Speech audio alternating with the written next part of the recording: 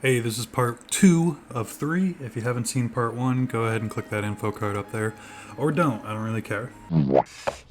Maybe we should study alone. Yeah. Separately. That way we can be more reproductive. Productive! This is the one where Jeff joins the debate team with Annie. Shirley thinks Abed's films are psychic predictions, and Pierce uses hypnotherapy to help Britta quit smoking. The episode immediately before this, which we'll talk about in a second, is when Community reveals itself to be a good show, and this is when they really hit their stride. From here on, season 1 is a pretty solid show, if a very different show from how the rest of the seasons are. It's a good episode. I like this one quite a bit. You get some great moments with Pierce and Britta, Jeff and Annie, even Shirley and Abed. Troy doesn't get that much to do, but that's okay. It's a solid episode all around. I'll have to make some adjustments to my film. Jeff, I think you should play the role of my father. I don't want to be your father. It's perfect, you already know your lines. This is the one where Britta pays for Abed to take a film class, Jeff struggles with his blow-off class, and Troy sneezes like a girl. For many people, this is the episode that you watch and you say, oh, okay, this show's kind of got the sauce. It's a really good episode. I only have a couple problems with it, and they're mostly just byproducts of being a part of season 1. Much like other early episodes in season 1, Abed's writing feels a little off to how he's written in later seasons and even later episodes within this very season. It's quite an emotional episode too, which is interesting for a sitcom to have an emotional episode this early on. They usually tend to wait until the characters are a bit more defined. So it's a little bizarre to have an emotional episode this early on. That being said, it's really quite good. It manages to convey everything you need to know about Abed's character very quickly, while also having a B and a C plot that they have to spend time dedicating to as well. It's a really well-written episode. It's just got a couple hang-ups that mostly just come from it being in season 1. This isn't weird for you? No. Just want to show Vaughn some support to help smooth things over. Saying goodbye to Britta was the hardest thing to do. But when someone's a bitch and a liar, there ain't nothing left to woo. This is the one where Jeff loses his condo and moves in with Abed. Annie helps Troy prepare for a date, and Pierce joins Vaughn's band. This is just a really solid episode all around. It's a good Jeff and Abed episode. It's a good Britta episode. This is the first real Annie episode. You can argue 106, but this feels more like Annie in later seasons, so I'm going to call this one the first real Annie episode. And Pierce is excellent in this episode as well. It's really funny. I said earlier that 109 is when Community starts to hit its stride, and I think that's true. I do like this episode just slightly better, though. You could argue it's a filler episode, and I'd probably give you that, but it's really quite funny. And I really like Pierce's subplot with Vaughn as well. I think that's what elevates it for me. I'm a Pierce truther. Sorry, guys. We have to keep this a secret because it's a buried treasure!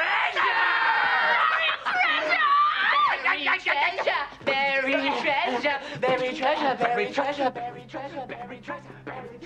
This is the one where an insurance appraiser comes to Greendale to value the school, and Abed tries to find no story. So now that we're kind of out of the episodes that I don't have very much to say about, we could talk about season 5 in earnest. It's kind of a funky season.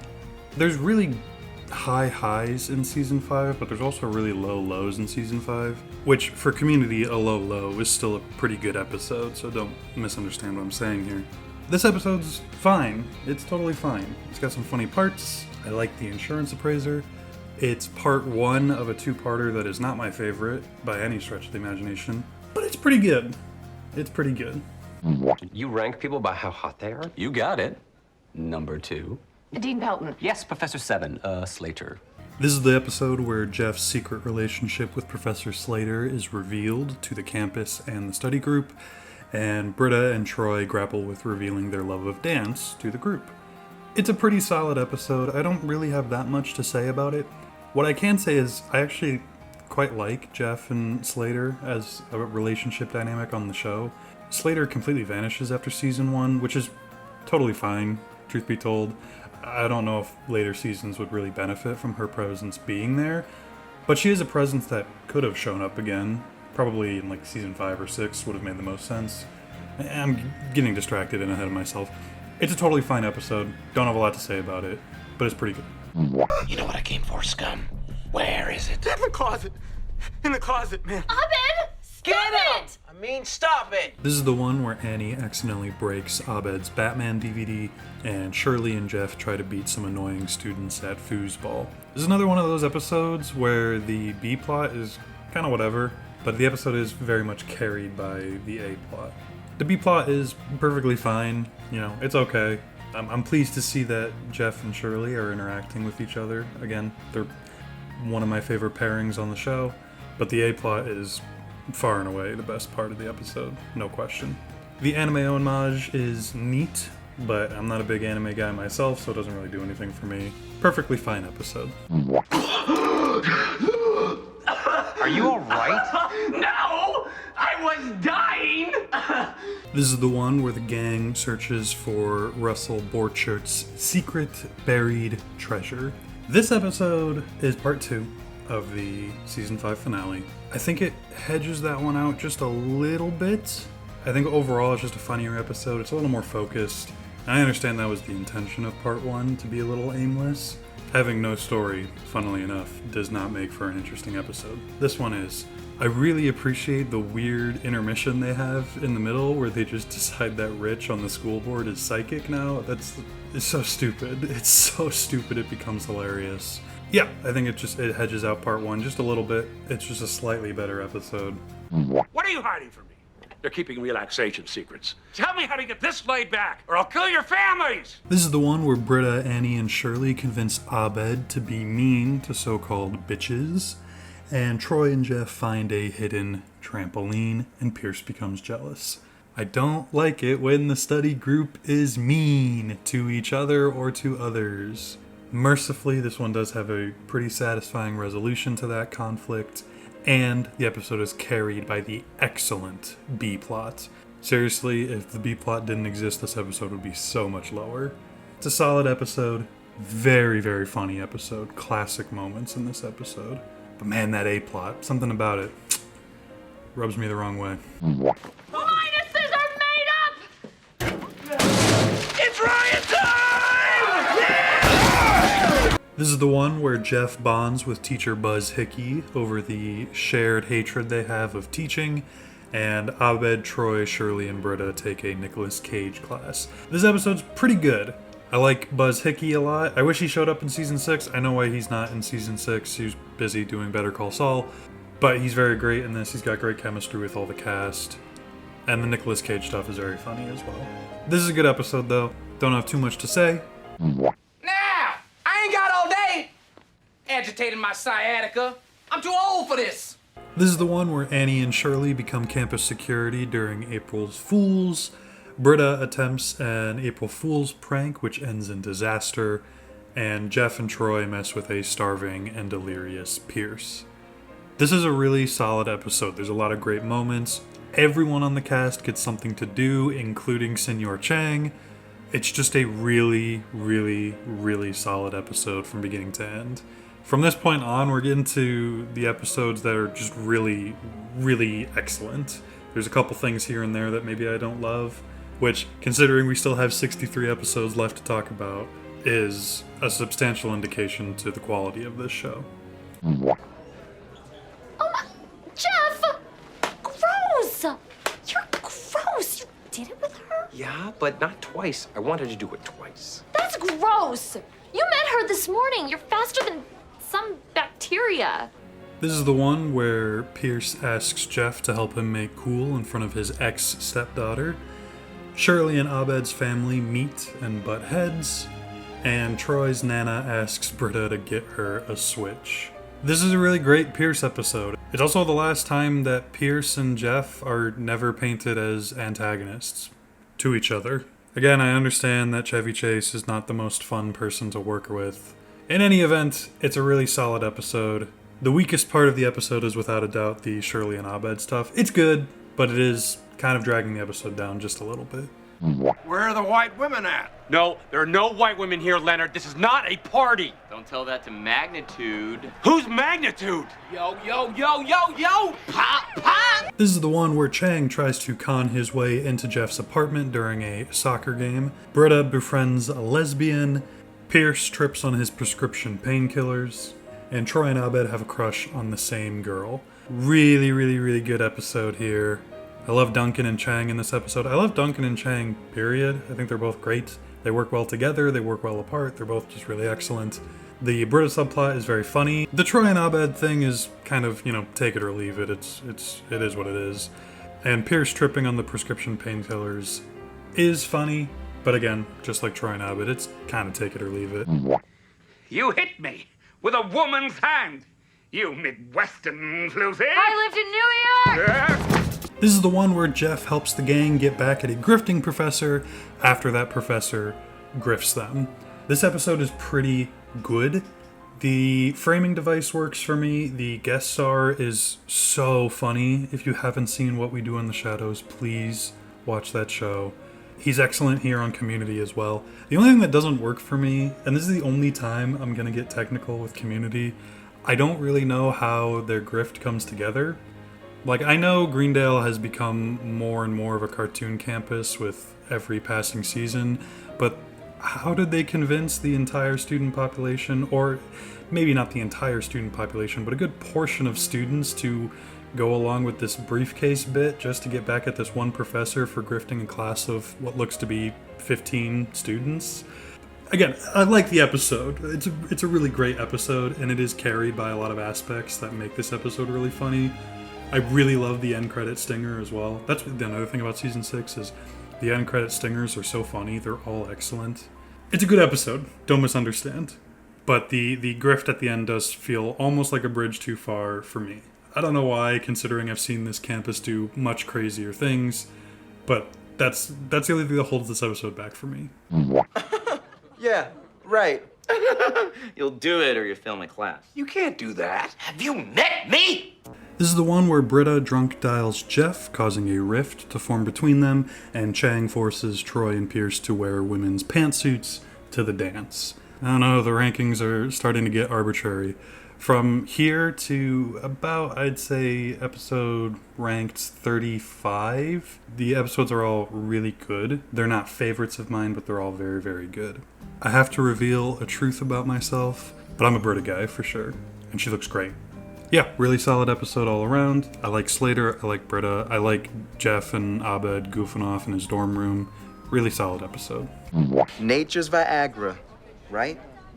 I guess. And then when all the pumpkins just start to rot, and all the children have removed their outfits, because they've already gotten their candy. No, I'm gonna go talk to some other people, all right? This is the one where the gang holds a mixer to add either Rich or Chang to the study group. This is another really solid episode. It's kind of a bottle episode, which works in its favor. I'm a big fan of the bottle episodes. I really like Rich, too. I didn't talk about Rich too much in Beginner Pottery. I don't think I talked about him at all, actually. He's a fine character. I like the dynamic he adds to the show. Again, I've always admired Annie and Jeff's relationship dynamic. I think that stuff all works for me. Shirley and her ex-husband, that stuff works for me. Just a solid episode.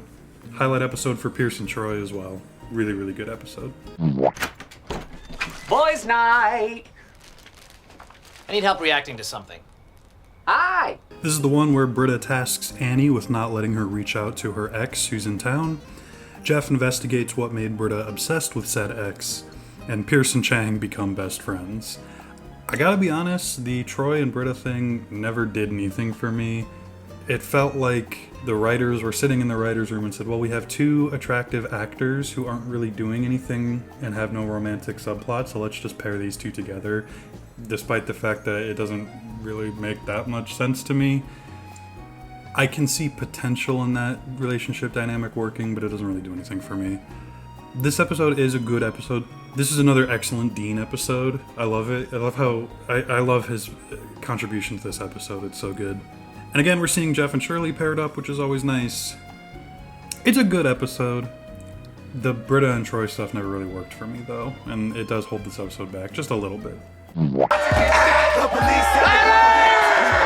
This is the one where the dean adds Frankie Dart to the committee and chaos on campus ensues. This is a great episode because it really quickly establishes that Community is back. I imagine there was some apprehension at the time of Community jumping ship to Yahoo Screen of all places, and this is a really good tone-setting episode of reminding us what Community is, how great it is, and what's going to be new and different about this season other than where you're watching it. Nowadays, all of that stuff doesn't really matter, but it does feel like a good reset, especially after the kind of limp finale of Season 5, in my opinion. It's a really good tone reset. Again, I'm a Season 6 enjoyer. Sue me. Really solid episode all around. And I really enjoy Frankie. She's only in one season, but her presence is so excellent. Shakira. Y tu Paco. Soy. Ustedes están sucios. You are dirty. Dude. Still formal, but plural. Because while both are dirty, neither are my friends. This is the one where Jeff is forced to convince Chang to let up on the homework he's been giving the class. Troy and Abed search for a lost rat named Fievel, and Pierce helps Shirley prepare for a presentation. Is this the best episode of Community ever? No. Is it a really memorable episode of Community? Not really. Is it the most emotional episode of Community? No. Do the characters learn anything new about themselves or each other? Kind of, but not really. For me, this is just a very indicative episode of that beautiful period of time from Season 1, Episode 7, through to the end of Season 3, where every episode just felt perfect. Even if it wasn't, and the episodes do find themselves lower on this list, in a single watch through, these episodes all blend together seamlessly and they all feel perfect, even if they're not. It's not the greatest episode ever. Truthfully, it should probably be placed a little bit lower than where it is, but it is a very solid episode, and it's one that I personally very much enjoy. The power. The facility. Jesus wept! Stop saying Jesus wept. This is the one where Frankie and Jeff try to get the dean to get over his VR obsession, and Britta discovers that the gang have been in contact with her parents for the past several years. This is Elroy's introduction to the show, and like I said about Frankie, despite the fact that he's only in one season and not even in the entirety of the season, his presence is undeniable. He's excellent on this show and in this role. He's really, really great. And Frankie's great too. This is a great episode for cementing Frankie's additions to the show as well. Really, really good stuff. It's another great tone setter for what Season 6 is going to look like. It's also a great showcase for the Dean as well. The Dean is killing it in this episode. He's doing so good. Haven't really had too many opportunities to talk about the Dean, but again, we'll get there. The fact that I haven't talked about the Dean yet should give you some good signs about Dean-focused episodes coming forward. Why is Urkel ripping the antenna off Professor Slater's car? That's right, Professor Slimcast. This is what you get when you steal Jeff from a good woman. This is the Halloween episode where Jeff flirts with his hot statistics professor, Pierce is worried about being too old and has a bad trip, and Annie throws a party and thinks Jeff being there will make the party suddenly cool. I remember the first time I watched Community, and I wasn't super hot on it until I got to this episode. For me, it was the first episode I remember watching and really loving. I'm a very slow burn with television shows, but when I first watched Community a couple of years ago, that wasn't really the case. Once I got to this episode, I kind of burned through the rest of the show in a couple weeks, maybe a little less than a month. And I remember a lot of that is due to this episode. It's a really solid episode. It's really great. Again, I said before, I like Slater's dynamic with Jeff. Shirley gets a lot of great time to shine here. So does Britta. It's a really, really good episode all around. You're a really good friend. No, Abed. You are. For the love of God, run! This is the one where Pierce coaxes Jeff into a double date.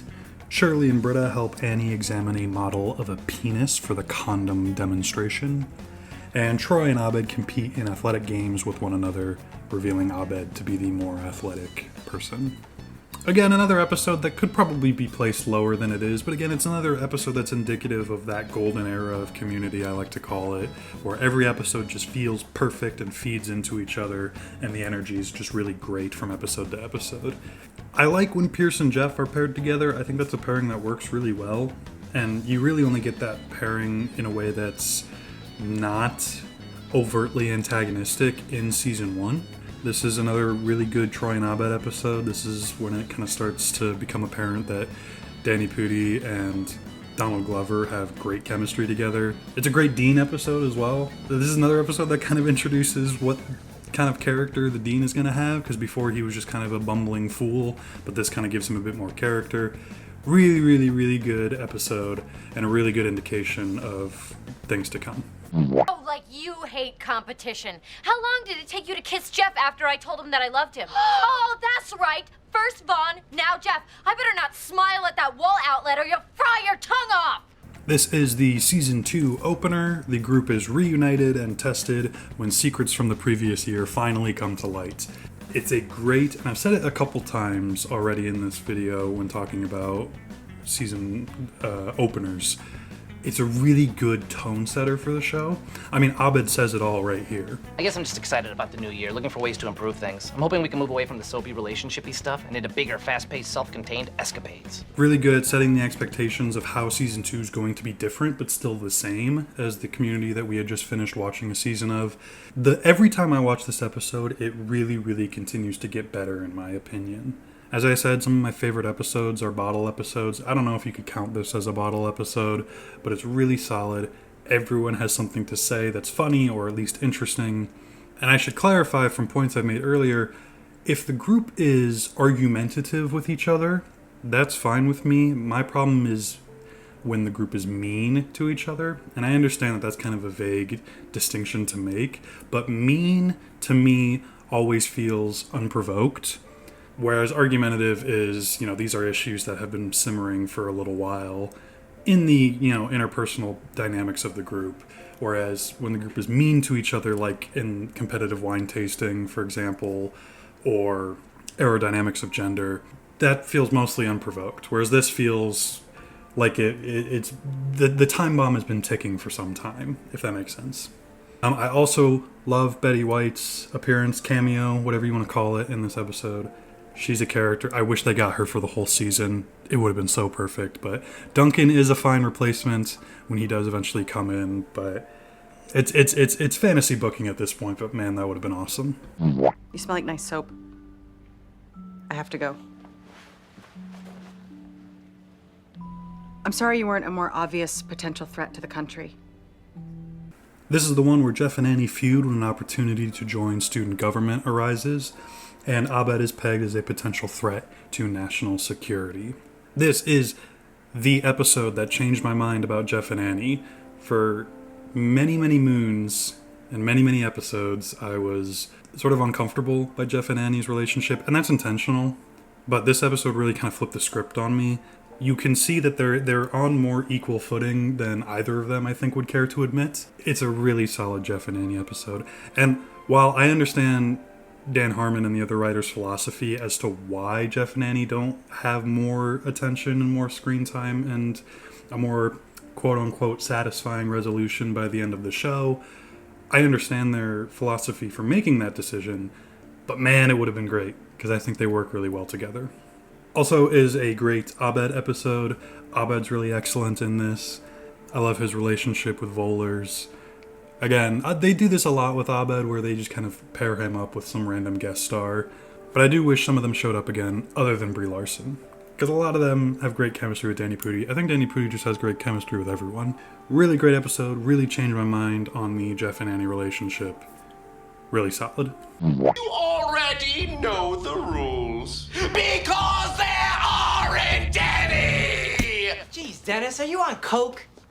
Take that crap off and sit down. This is the one where Shirley and Pierce feud over ownership of Shirley's sandwiches. Evil Abed attempts to darken the current timeline through lame Abed, and Troy becomes the truest repairman. This is the finale to Season 3, and truthfully, it's not a particularly amazing episode. It's perfectly fine. I do like this episode better than the Season 5 finale. I certainly like it more than the Season 4 finale. You could make the case that this episode should be placed a little bit lower than where it is, but I'll put it to you this way. If Season 5's finale was the last we ever saw of Community, that episode would stay exactly where it is in the ranking. If season 4's finale was the last we ever saw of Community, that episode would be even lower in the ranking. This episode is just fine. If this happened to be the last episode of Community ever seen, which it felt like it was framed in that sort of light as a just in case, this would have been just fine for me. I don't love it. It wouldn't have blown me away, but it would have been perfectly acceptable if this was the final episode of Community. On its own merits, though, it's kind of just a whatever episode. A very good whatever episode, but kind of just a whatever episode. There was a point where all I saw were feathers. And I started swinging. And then I hit something and heard someone fall. Could have been somebody from my side. This is the one where the Greendale Campus Television recounts the Pillow War between Troy and Abed in a historical war documentary-esque style. So here's the thing about Season 3. Season 3 makes some interesting choices in terms of some of the character arcs. I already talked about the Troy and Britta thing, which doesn't really work for me. And now I'm going to talk about the Abed and Troy fight arc that also doesn't really work for me. This sort of feud between Troy and Abed arguably started with 312 Contemporary Impressionists, and it continues through to this episode 314, Pillows and Blankets, and it's not my favorite thing ever. I get it, friends fight. I fought with my friends before, but it never felt terribly earned for me in this episode. I do like the framing device. I think it's very funny, getting Keith David to do the voiceover. The jokes work for me. It's very cute. It's very funny. But the plot of Troy and Abed's arguments doesn't really work for me. Again, I get the intention, but for me, I'm not allowed to discuss my former life, or engage in any non-platonic relations, practice religion in public, or eat any non-fresh, unhealthy food like that found anywhere outside Subway. Why are you getting all that? I wanted to stand next to you for a moment. It was worth it.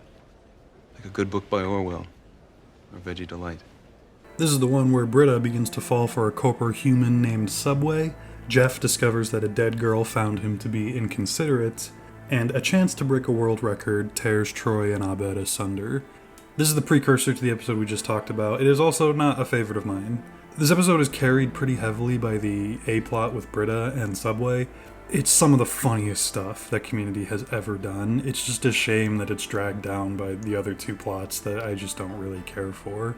The B-plot with Jeff and Annie isn't even resolved. It literally feels like they're just treading water and killing time to pad the runtime. There's no resolution there. Jeff apologizes to the locker, finds out that the dead girl is not a dead girl, but also a very alive man, and the two reconcile. Annie gets upset. She comes back later, apologizes to Jeff, and Jeff still doesn't remember who this person was. What was the point of that? We just killed so much time, and for what? For a joke? For one joke that's not even that funny? I don't know.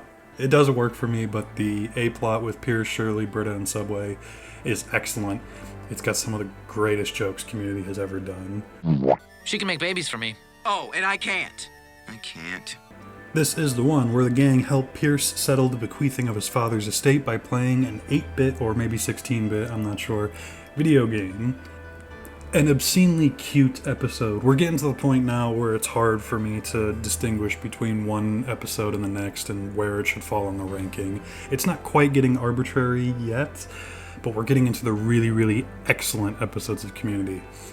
I'll admit that the gimmick of this episode doesn't do a ton for me. What I do appreciate is how Troy is always jumping. That's very real. There's always that person who's playing a co-op game who's always jumping or crouching or whatever the fuck. That's excellent. I think the video game is cute. It doesn't really behave like a real video game from the era that it was supposed to be created in, but that's fine. Some of it kind of falls apart for me towards the middle and end. It's a really great episode. Don't ever misunderstand me. But it does feel like it was aired later than it was expected to, presumably because the pixel art stuff took longer than they had anticipated. That barely hinders the episode at all, but when you watch the season in order, it does mess with my brain a little bit. But that's a me thing, I understand that. She's upset about paintball. Paint? Ball? This is the one where an underground paintball game secretly erupts on campus. I like this episode. It is sort of a paintball episode. And I get it, budgetarily, I understand why they couldn't go as big as the Season 2 paintball or even the Season 1 paintball. I get it. You don't want to have to remake all these sets and clean all these sets for one episode that isn't even the finale, right? So I get it. But I really do appreciate this episode. I appreciate the spy homage. I love the opening. It's great. It's so good. I appreciate that it almost at a certain point stops being a comedy show and just becomes a pretty good spy thriller. I think that's excellent. It is the weakest paintball episode. Oh, actually, I'm sorry. I forgot about Season 4's paintball episode. It is not the weakest paintball episode. That said, I do like it. I like Kumail in this episode. I wish Kumail Nanjiani showed up in more things. He's one of my favorite comedic actors, period, full stop. While I don't care for Captain America the Winter Soldier, I love the homage to that in the elevator scene with the Dean. It's great. I love the Dean in this episode too. The Dean finally gets some time to shine, and he sort of comes out of nowhere too. He's not really built up in the episode very much, but that stuff's great. It's all very good. And I love the balloon popping too, because it's so stupid. It makes no sense, but I love it. Shut the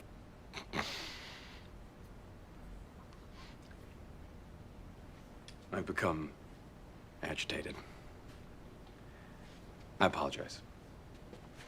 We'll continue this discourse at a later date. Good night. This is the one where Jeff loses it when he's kicked out of the study group.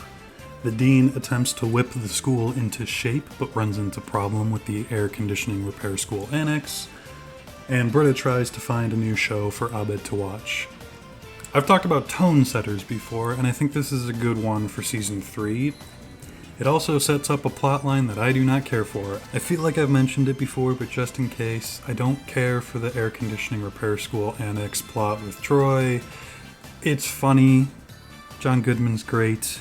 He's got great chemistry with everyone on the cast, and the couple times he shows up, he's great. It doesn't do enough for me. That's really the takeaway from this all, is while I do love these episodes, Season 3's overarching season arcs that they do, for me, I don't care for them, and it's why Season 3 has always fallen down on the rankings on rewatch for me.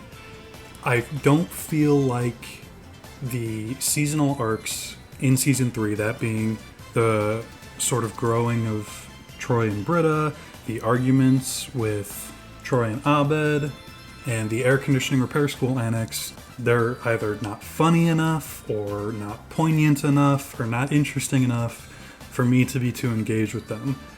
That said, if you appreciate these arcs, that's excellent, but they're not for me. I don't really get anything out of them. I don't find them funny, I don't find them interesting, primarily due to the fact that I know none of these go anywhere. That's why I had to get my Season 3 rant out of the way, and I figured now was as good a time as any, because I don't have that much to say about this episode otherwise. I think it's funny, I think it's good, I love the stuff with Chang, and Jeff, and Pierce. It's a good episode. We're trying to get Jeff ready for the fight.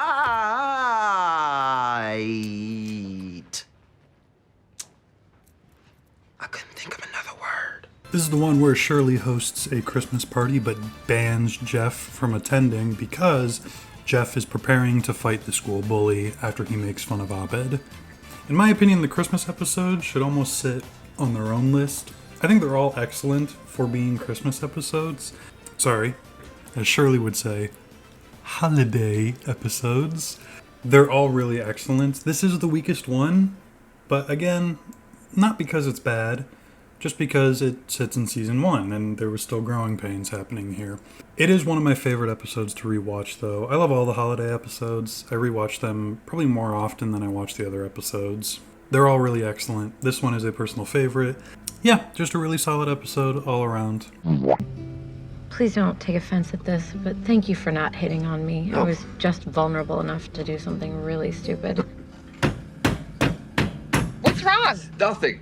It's nothing. The stupid steering wheel is on the wrong side of the car. This is the one where Duncan asks Jeff for help in seducing Britta. Abed accidentally ruins Buzz's cartoons, and Chang starts seeing ghosts.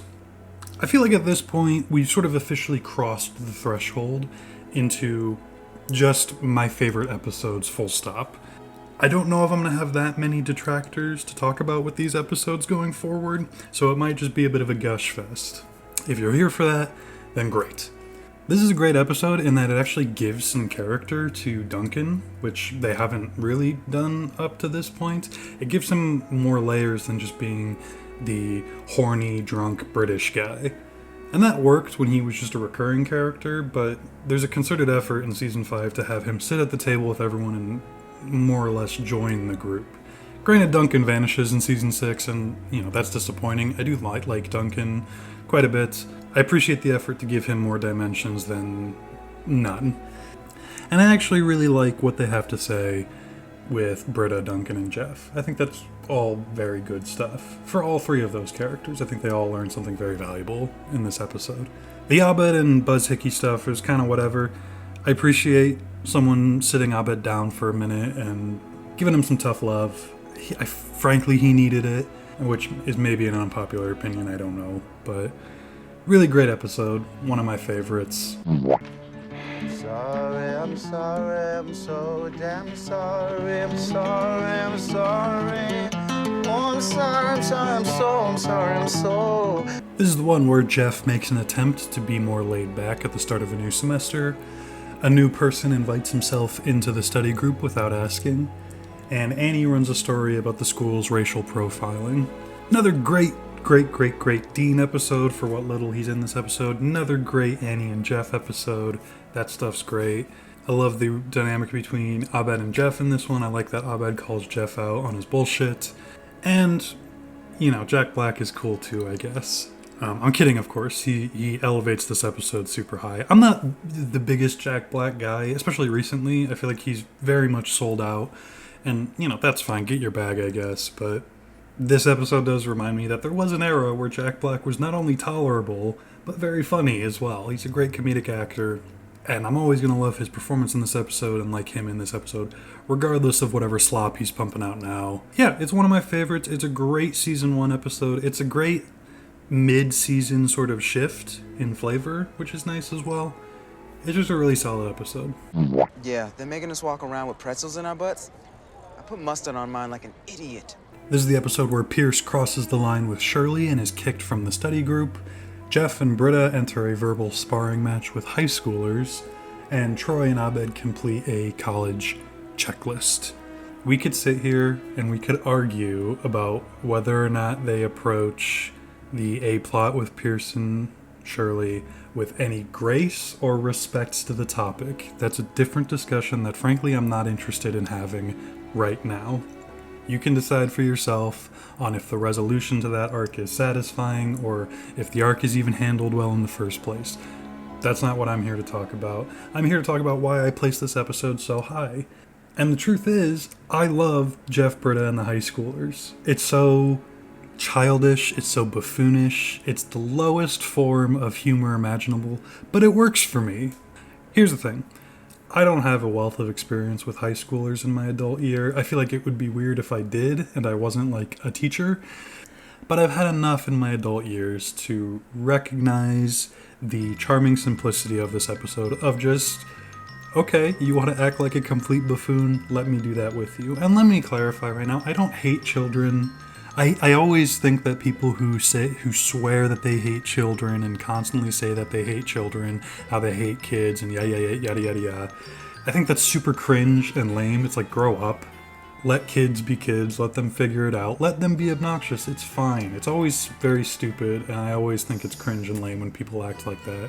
There is something great about stooping down to their level and just being stupid and just saying stupid things and being stupid with them. I think that stuff's great.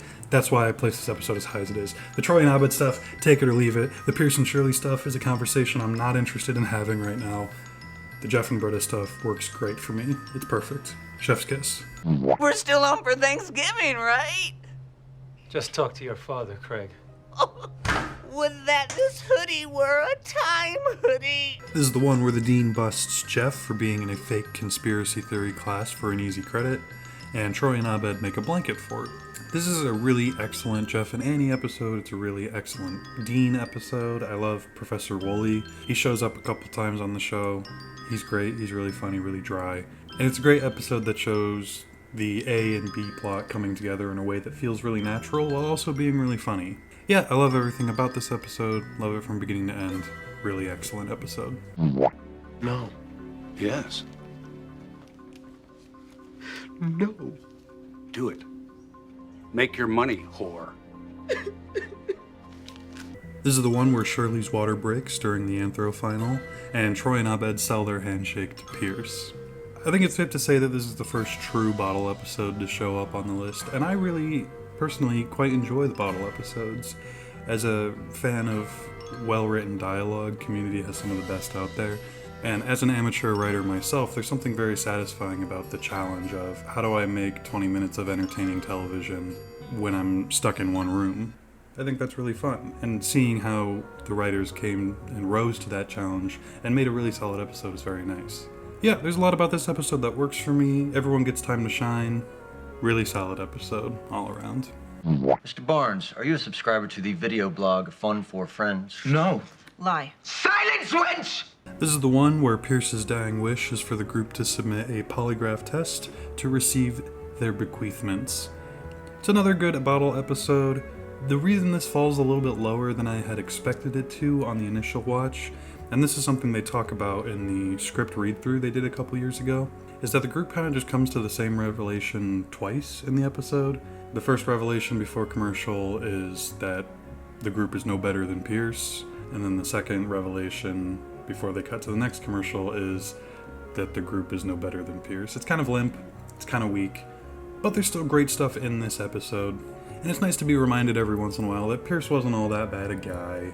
He had problems, sure, but ultimately he meant well, and this is a good reminder of that. It's something that I feel like the show forgets. Thank you guys so much for watching. Part 3 will be out soon-ish, I don't know when, but if you're interested in seeing that, please consider subscribing, and thank you for watching.